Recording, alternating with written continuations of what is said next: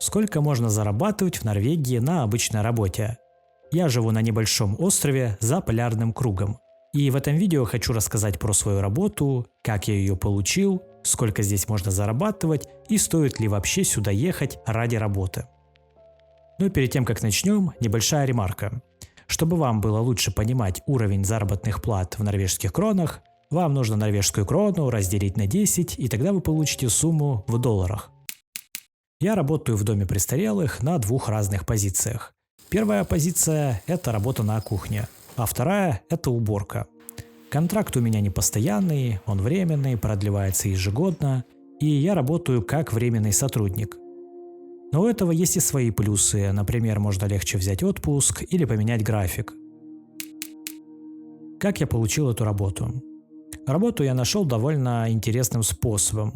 Когда я приехал в Норвегию, я участвовал в интеграционной программе, где мигранты учат язык и знакомятся с норвежским обществом. И в часть программы входила языковая практика, где ты приходишь на работу и практикуешь язык непосредственно на рабочем месте. Мне предложили несколько вариантов практики. Это была рыбная ферма, магазин, школа и дом престарелых. Я выбрал дом престарелых, потому что слышал, что именно в этой отрасли часто есть нехватка персонала. И я подумал, что после практики там будет выше шанс получить работу. Конечно, практика вообще не гарантирует то, что вы получите работу. В некоторых случаях это просто выгодно работодателю, потому что у него появляются дополнительные руки. А после практики многие говорят «до свидания, спасибо за сотрудничество». Но не в моем случае. В моем случае прошло все, как я и предполагал. На практике я помогал на кухне, делал заготовки, мыл посуду, накрывал на стол и иногда что-то готовил. И спустя 5 месяцев произошло удачное стечение обстоятельств для меня. Летом один работник кухни ушел, и, следовательно, появилась свободная вакансия. Я откликнулся и получил свою первую работу в Норвегии. А после лета мне предложили продолжить работать и дальше. Когда я работаю на кухне, смена длится 8 часов. У меня есть меню, которое составляет повар, и моя задача – приготовить еду на весь день. Это завтрак, ланч, ужин, десерт и иногда нужно испечь пирог, кофе на вечер. Это мы делаем, когда ланч не слишком сложный и есть время для выпечки. Кроме этого, нужно выполнять и рутинные задачи – мыть посуду, убирать кухню, накрывать столы, делать заготовки.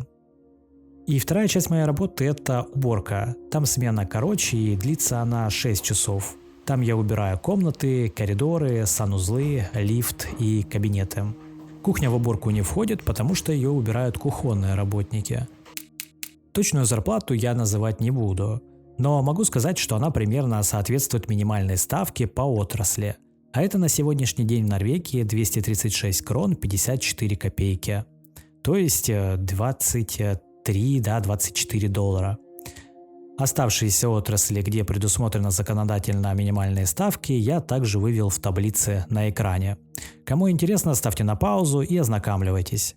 И тут важно сказать, если человек работает в одной из этих перечисленных отраслей, то минимум он будет получать столько, сколько заявлено. Если же человеку платят меньше, то это уже нарушение, и работник может обратиться в трудовую инспекцию. Ну а теперь вернемся к моей почасовой ставке. Она, к слову, у меня как на уборке, так и на кухне одинаковая. То есть разницы в оплате нет.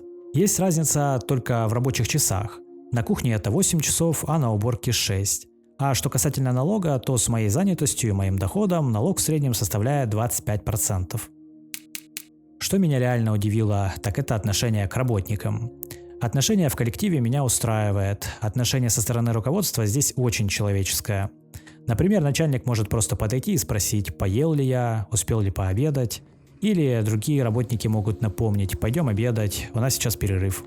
Это вроде мелочь, но на самом деле чувствуется некая забота. Иногда я работаю на выходных, в субботу и воскресенье. И так как я живу на одном острове, а работаю на другом, то я зависим от транспорта, который не осуществляет вечерние рейсы в субботу и утренние в воскресенье. Поэтому у меня нет возможности ночевать дома на выходных. И в этом случае мне предоставляют бесплатные апартаменты, где я могу переночевать. Это небольшая квартира, где есть все необходимое – кровать, кухня, ванная, чистое белье и полотенце. Можно спокойно приготовить себе еду и нормально отдохнуть после смены. И это тоже приятно, потому что понимаешь, что о работниках все-таки думают. Иногда бывают шторма, и транспорт вообще может не ходить. В таких случаях тоже без проблем дают место, где можно остаться переночевать. То есть никто не скажет: ну все, разбирайся сам, это твои проблемы. Такого нет. Также меня удивило в приятном плане то, что здесь никто не кричит, никто не повышает голос. Очень большое внимание уделяется атмосфере в коллективе. Единственный момент – это языковой барьер. Я учил букмол, а местные говорят на диалекте, схожем более с неножком. И когда коллеги говорят между собой, я просто выпадаю из разговора. Но это как бы уже моя проблема, поэтому просто нужно продолжать учить язык. Многие думают, что в Норвегии все зарабатывают огромные деньги. Но это не совсем так.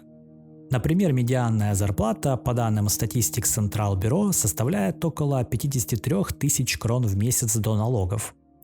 Медианная зарплата – это середина всех зарплат. То есть, если представить всех работников страны в одну линию, то половина людей получает меньше 53 тысяч, а половина больше. Но здесь важно понимать одну вещь. Это не значит, что большинство людей зарабатывают именно столько. Если посмотреть на распределение зарплат, то самый распространенный диапазон доходов находится примерно между 40 и 50 тысячами крон в месяц до налогов. А после вычета налогов это примерно 30-36 тысяч крон на руки.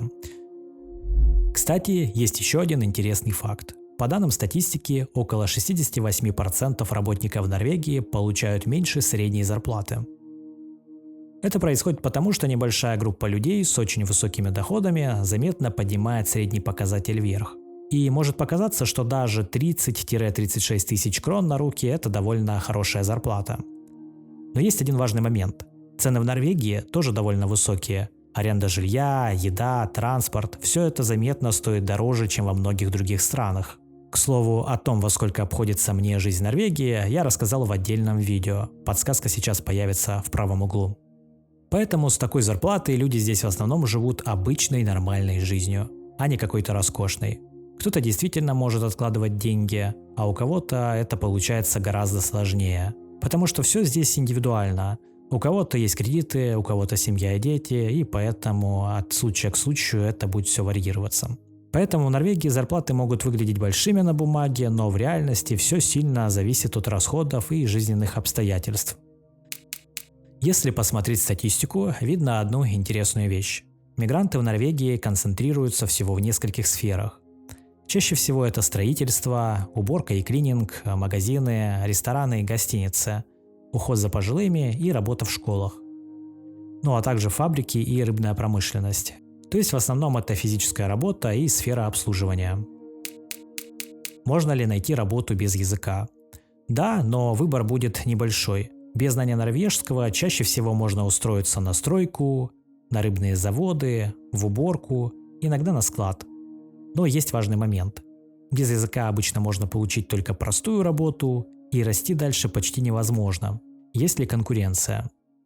Конкуренция есть, но чаще всего между самими мигрантами. Например, украинцы, поляки, литовцы, люди из Азии и Африки. При этом многие норвежцы просто не хотят работать в некоторых сферах, например, в уборке или на тяжелых стройках.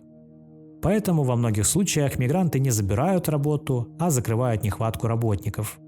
Мигранты в Норвегии чаще всего делают ту работу, без которой город просто не будет нормально работать. Пойми, люди, которых ты ищешь, вас обслуживают. Мы готовим вам, выносим мусор, чиним телефоны, водим машины скорой помощи, охраняем вас, пока вы спите. Не надо злить нас. В итоге можно сделать несколько выводов. Во-первых, в Норвегии действительно можно нормально зарабатывать даже на обычной работе, если сравнивать с постсоветским пространством.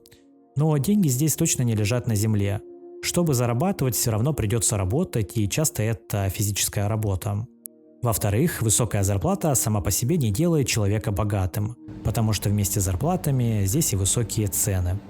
Поэтому реальный уровень жизни всегда зависит от нескольких вещей. Где вы живете, сколько стоит жилье, есть ли семья и сколько вы тратите. Кто-то может откладывать деньги, кто-то живет просто обычной жизнью. В-третьих, язык все равно остается ключевым фактором. Без норвежского можно найти работу, но чаще всего это будет простая работа. Уборка, стройка, фабрики, кухня. Если же выучить язык и получить квалификацию, то возможностей становится намного больше. Поэтому, если у вас есть профессия, которая востребована в Норвегии, и вы готовы учить язык, то переезд ради работы может иметь смысл. Но если вы думаете, что здесь можно быстро разбогатеть и почти не работать, то, скорее всего, вы разочаруетесь. Лично для меня опыт работы в Норвегии оказался положительным, если опять же таки сравнивать с рынком постсоветского пространства. Да, работа физическая, да, есть языковой барьер, но при этом есть и свои плюсы. Стабильность, нормальная зарплата, уважительные отношения на работе, никаких штрафов и никакого обмана. Ну, по крайней мере, у меня так. И это, наверное, главное. Если вам интересно, во сколько обходится жизнь в Норвегии, то обязательно посмотрите мое предыдущее видео, где я подробно разобрал цены. А также есть ролик о том, как я прожил 2 года на острове за полярным кругом.